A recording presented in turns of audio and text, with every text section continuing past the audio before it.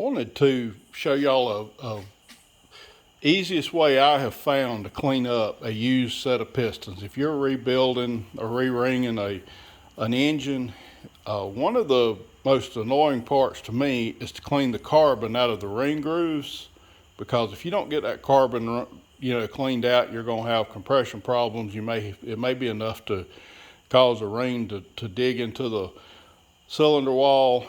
These pistons come out of these are out of a 383 Chrysler, and if you can see in the rings there, they were pretty heavy. The rings were stuck in most of them, and that is the result. I was spending probably about an hour. I could put 3 at the time in my cleaner here, and I've got 2 left to go. But I've run them through 2 cycles with the heat on high, and this is what I've been using. I tried out lately for cleaning everything in my ultrasonic cleaner, and this I pick up from the I think it's a Dollar General here local to my house, and I cut that to get that clean. I cut with I believe I put half of that gallon jug in there, and then I put 2 gallons of water in it, so about 4 to 1, and then I covered it up, poured enough in there to cover my 3 pistons. But even after 2 hours, they're pretty much spotless now.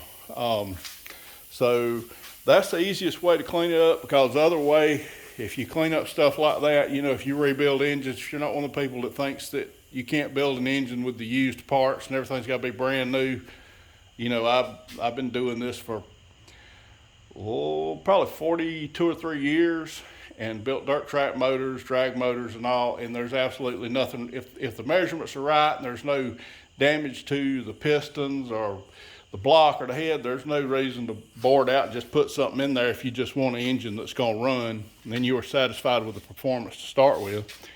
But anyway, that's the way I clean up pistons, because the other way, you have to take a piston ring and break it and scrape the grooves out individually till they're clean in the bottom.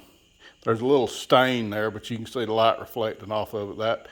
That got probably 99 or almost 100% of the carbon out of there. I didn't cut my hands on any sharp piston rings, and I didn't have to sit there and get that carbon all over me.